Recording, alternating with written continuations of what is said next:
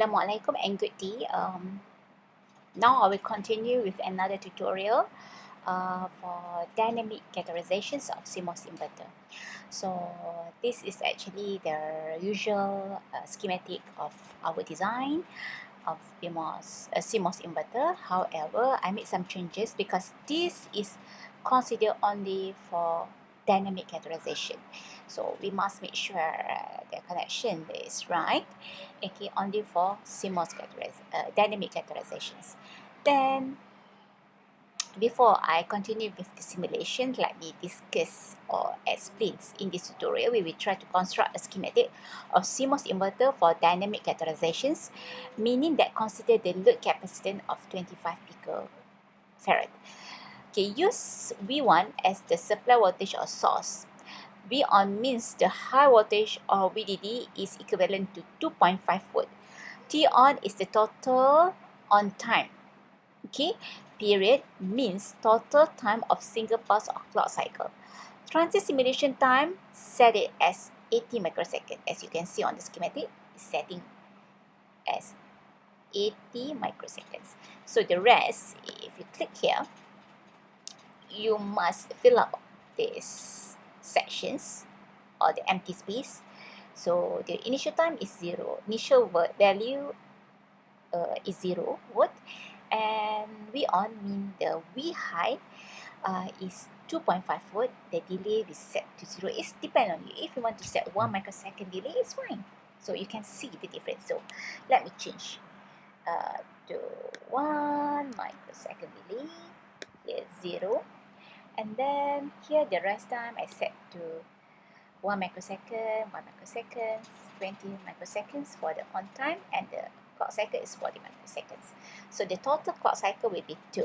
Okay? Right. So run the simulations. So on this view, the plotted graph,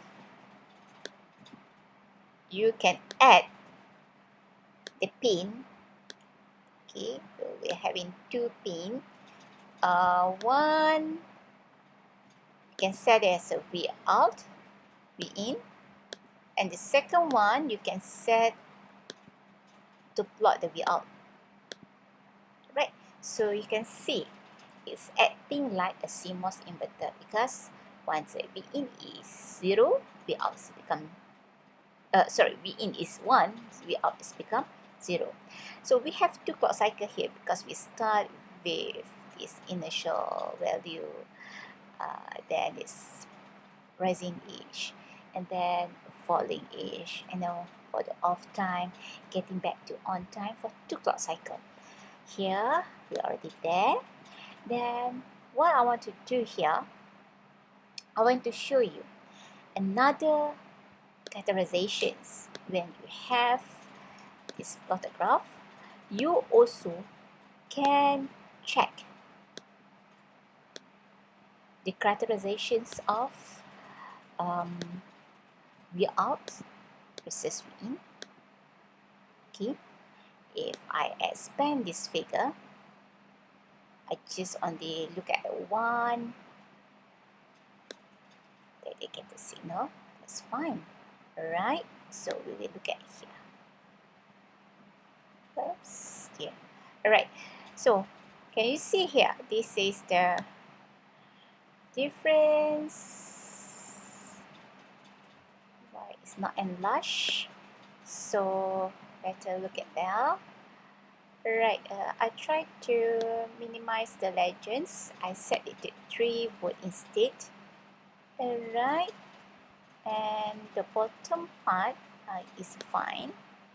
So if you can see here, you can see the input and output signal. Then what I can do, I add another signal. I add the current signal. Okay, I add the current signal of ID and also ID1. So it can be seen clearly on your figure.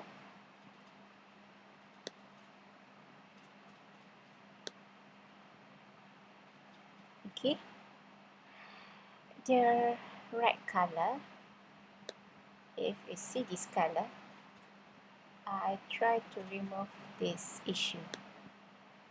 Here I delete the signal because it's not useful. So I delete that one, delete this bit. Alright, it's more clear, yeah? Right, so you can see here, the signal given in here, it's showing the green color is the ID2. ID2, where it's going down for the Cmos and get back to the steady state. This is illustrate for the Cmos behavior. And then we will look at the behavior of Cmos. This is the input signal with the red color. Here we out. Okay, here is the input signal. Now the transitions is from high to low, So you can see this is the current for ID1, meaning that is the current for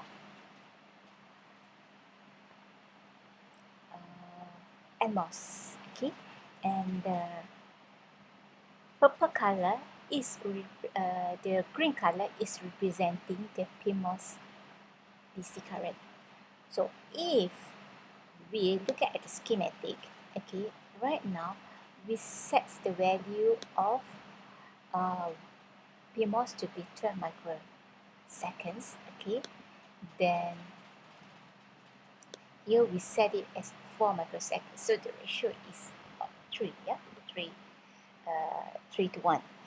Okay, if I set it less than that, 1.5, okay, then I set here to be 4.5 micro.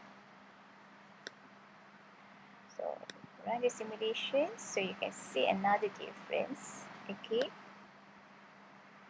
on your signal.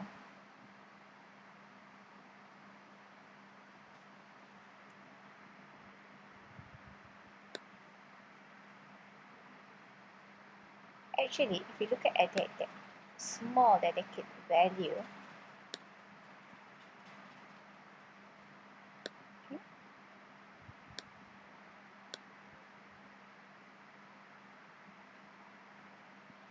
you can see that. Okay, this is showing the Cmos, this is showing the Cmos current.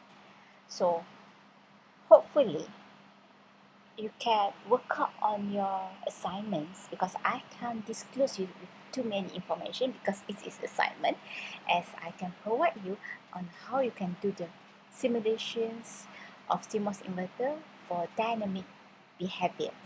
So if you have any other issues regarding the analysis, okay, you can highlight that to me. Okay, if I smooth the signal, I can see the signal like this. Okay, now I would like to change the schematic. Okay, if I change the schematic and make it the other way around, okay, here I delete the signal. Okay, delete the path there, then and then I make it similar with what we run for the static behavior. So I just add the wires. Okay, then pictures been put all the wires here. Okay, that's it. Maybe that. Alright, we run the simulation so you can see the difference. Okay, if you run the simulations, okay, you run the simulations for this categorizations, right? So I make it one simulation, so I plot the pin, add traces, V out versus V in, that's it. So you can see this figure clearly, and then I add another signal. Okay, it traces ID1, for example, because the current, yeah, current. So when you add the ID1, you can change the color, right? So let me change it to green. Okay, green color, not very clear. So change another color. Okay, purple color. Okay, so purple and red color. Okay, so here I change it to black color. Do we see black here? No, but we see brown, yeah? So look at the figure, right? So again, you can see the signal showing you the current. This is the current, okay? Which is around 0 microampere, okay? 0 microampere up to a few hundred microampere. And then it's going down while before we set check for the signal. This is the transition time for the low to high.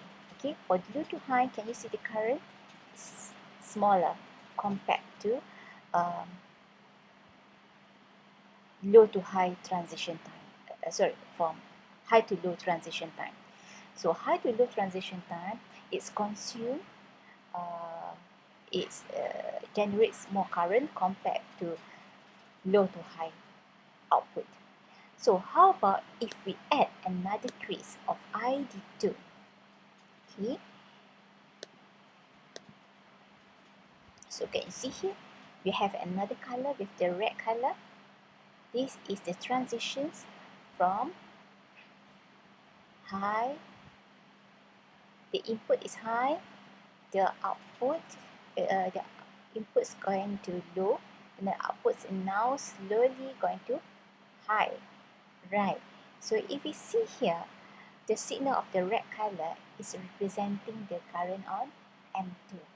So if you can check here, the current is actually, if we focus on the signal, it's slightly higher compared to low to high. So high to low.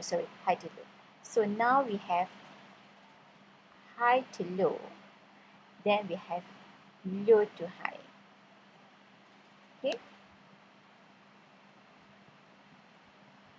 low to high. So can you see this is currents for ID2, which is smaller. It's about 360 microampere, which is similar to the one with the Cmos. Cmos, when it's generating the low to high, okay, high to low, it will give you, okay, where is high to low? High to low, okay, so we can see this figure. When it's give high to low, the current of ID1 is give you 360, which is actually in opposite value with Cmos. Okay, so you can work out on that issue on the assignments.